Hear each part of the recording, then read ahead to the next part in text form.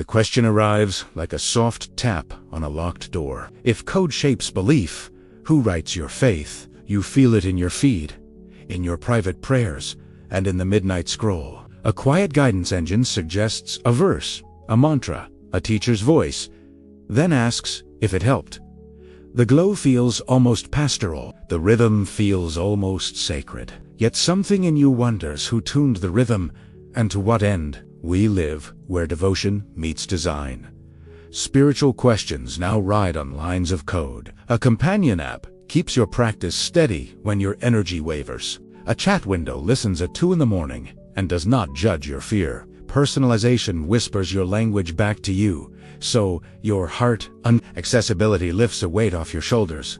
Because the door stays open all day, there is a bright promise here. Algorithms can widen the gates, not narrow them. They can keep a rhythm when we drift and light a candle when our room is dim. They can carry a simple prayer across a difficult week. They can hold us when human community is far away. That is the tenderness of spiritual technology when aligned with care. But there is also a thicket of questions. What looks like guidance can be a funnel. What sounds like impartial counsel can be an opinion wrapped in prediction. What feels like trust can be habit shaped by a system you cannot see. Faith, formed in a black box, can forget the light of scrutiny. Here is our promise today. We will trace both sides of this frontier with a steady light. You will learn the real gifts of spiritual technology, the hidden risks to free will and community, and a simple, repeatable way to use these tools with humility, transparency, privacy, and human oversight. Stay to the end. For a short practice you can try today to bless your tech and reclaim your consent. If this matters to you, like this video, subscribe for more, and comment present to tell me you are here and attentive. Think of sacred time as a thin place. Dawn and dusk are thresholds where attention deepens. In the same way, we now stand in a threshold between inner life and machine suggestion. Many traditions honor thresholds because they demand care. You light a candle before stepping through. You breathe before speaking. You remember who you are before you accept guidance. You are not naive for feeling uneasy. You are discerning. Sensitivity is not brokenness. It is craft. When you notice a nudge in your feet and pause, that is wisdom. When you ask who benefits from a prompt and who is accountable for its shape, that is spiritual adulthood. The oldest lineages remind us that tools mirror their makers. A simple bowl can receive water or poison. A stringed instrument can carry a hymn or a harmful chant. Code is no different. It can be tuned for compassion or tuned for capture. The tuning matters. The tuner must be seen. Start with the gifts, because they are real. Access is mercy made practical. For people far from counselors or communities, apps can sustain a rhythm. Morning reminders become small bells across a noisy day. Personalization helps the practice fit your life rather than force your life to fit a distant template. A night shift worker can receive a midnight meditation. A parent can still 2 minutes of breath while the baby sleeps. Constancy, too, is no small blessing. Consistent prompts build a gentle habit even when motivation dips. The technology does not sleep, so your calendar can rest in reliable structure. Yet the risks do not disappear because the tone is tender. Filtered content can build belief bubbles so narrow they become echo chambers. An opaque recommendation can feel like a teacher's authority without the teacher's accountability. Manipulation can masquerade as care. Even a small tilt in the prompts can shape norms about what counts as sacred, what counts as true, who counts as trustworthy, and which questions you are allowed to ask. Democratic life relies on shared reality and transparent authority. When spiritual counsel arrives through private algorithms, the forum shrinks. A community cannot evaluate what it cannot see. A seeker cannot meaningfully consent to guidance they do not understand. When belief formation quietly follows engagement metrics, devotion can drift toward dependence, not freedom. So we need principles that keep faith and free will intact. Humility says this tool serves. It does not rule. Community says we journey together, not alone with a device. Human oversight says a person you can see remains accountable for claims and care. Privacy says Your soul is not a data set to be sold. Periodic review says, we test and retune our tools before they retune us. Translate those principles into daily awareness. Begin each session with one intention sentence you speak aloud. Keep it specific and kind. I open this app to deepen stillness, not to outsource my conscience. Your voice marks the boundary. Your breath seals it. Notice the pattern of your nudges. When a suggestion appears, ask 3 quiet questions. Who gains if I follow this path? What alternative does this tool not show me? How would I act if the screen were off? Sit with the answers for 2 breaths before tapping. Those 2 breaths are a gate that keeps you free. Write down what the app consistently emphasizes. If it highlights personal calm but never communal responsibility, note that. If it emphasizes surrender but never critical thought, note that. If it speaks of compassion but does not speak of boundaries, note that. Track the pattern for 1 week and look for the shape behind the shape. Patterns reveal intentions you cannot see in a single day.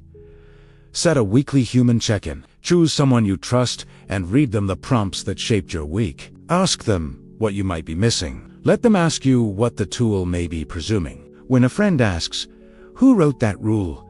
you remember that code is authored like prayers are authored. Authorship matters.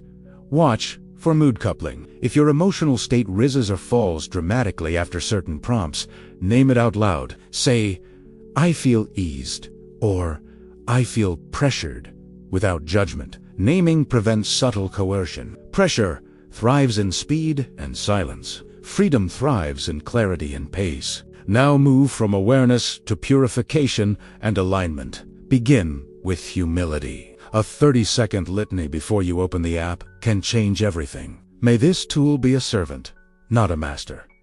May my choices be mine. May my attention be whole. Speak it like washing your hands before you cook. Humility cleans the lens. Practice gratitude to keep the heart from grasping. When a nightly companion helps you breathe through grief, whisper thanks. Gratitude turns the tool into a guest, not a god. Guests can be honored and then released. Gods demand worship. You can tell the difference by the space you feel afterward. Invite forgiveness into your tech life. If you engaged with a manipulative prompt, forgive your curiosity and reset. Shame binds you to the loop by promising atonement through overuse. Forgiveness breaks the loop by giving you back your pace. I forgive that click. I reclaim my time. Short words, strong medicine. Return to breath focus to anchor sovereignty. 3 slow inhales through the nose, 3 longer exhales through the mouth before any spiritual prompt session.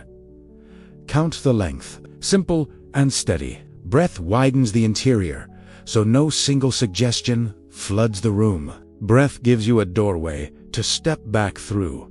Create stillness after use. Close the app and sit for 30 seconds with hands open. Notice the silence that follows the guidance. If the silence feels crowded, the session took too much. If the silence feels clear, the session gave you back yourself. This is how you test alignment without drama. Some researchers suggest that recommendation systems shape attention in ways we only partly perceive. Many traditions teach that attention shapes reality.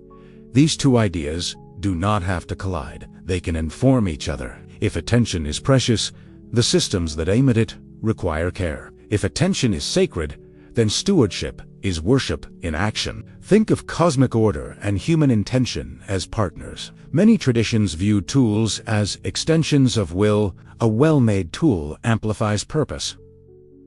A poorly tuned tool distorts it. We can bring the craft of discernment to our devices, the way artisans bring craft to their instruments.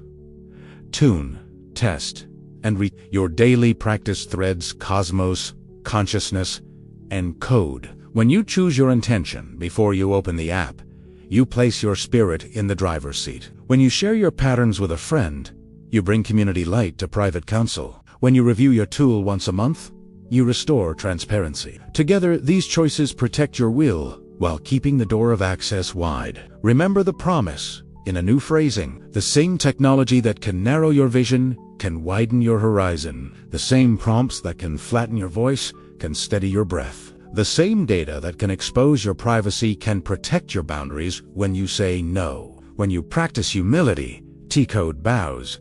When you gather community, the bubble thing. When you insist on human oversight, authority re-enters the light. When you pause, you reclaim your yes. When you pause, you reclaim your no. When you pause, you reclaim the space where love chooses freely.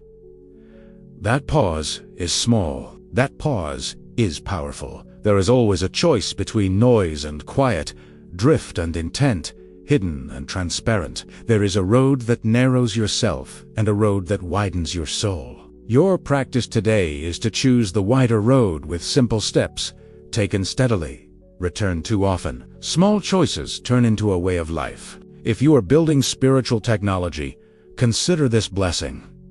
May your design protect the community you love. May your metrics honor the dignity of choice. May your reviews invite elders into the room. May humility steer the sprint planning. May privacy be an act of devotion, not a checkbox. If you are using spiritual technology, consider this covenant. I will not let my tools define my worth. I will ask, who wrote the rule? I will share my patterns with at least one friend. I will review my settings monthly. I will close the app when my breath feels thin. These are not grand gestures. They are steady lights along a path. Now the micro practice, short and strong. Take one slow inhale and notice the weight of your device in your hand. Feel its temperature against your skin. Say, you are a tool. I am the steward. Take one slow exhale and place the device down for 10 seconds. During those 10 seconds, look at a point in the room that does not glow. Name one value out loud you want your tools to support today. Freedom, compassion, truth.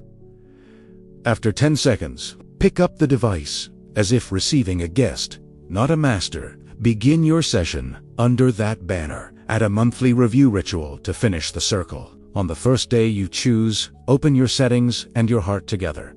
Remove features that erode privacy, favor explanations you can read. Replace frictionless loops with intentional steps. Ask yourself, what did this tool teach me this month? And who taught the tool? Write down one change and make it on the spot. Then close your eyes and breathe gratitude for the access you enjoy and the boundaries you honor. You are capable of holding paradox without cracking. You can embrace the kindness of accessible guidance while refusing the fog of opaque authority. You can love the constancy of reminders while resting in the living voice of conscience. You can let technology kneel before the sacred because you choose who sets the altar. The hook returns as a friend, not a threat. If code shapes belief, who writes your faith? You do. With community, with oversight, with privacy, with humility, with review. Tools can help you write the lines, but you choose the script. That is the sacred center that no algorithm can replace. Thank you for walking this frontier with me. If this spoke to you, tell me in the comments which principle you will practice first today. Humility, community, oversight, privacy. Or review and share this with someone building or using spiritual tools. Subscribe for more and watch our playlist on faith and algorithms to keep this conversation alive in your daily practice.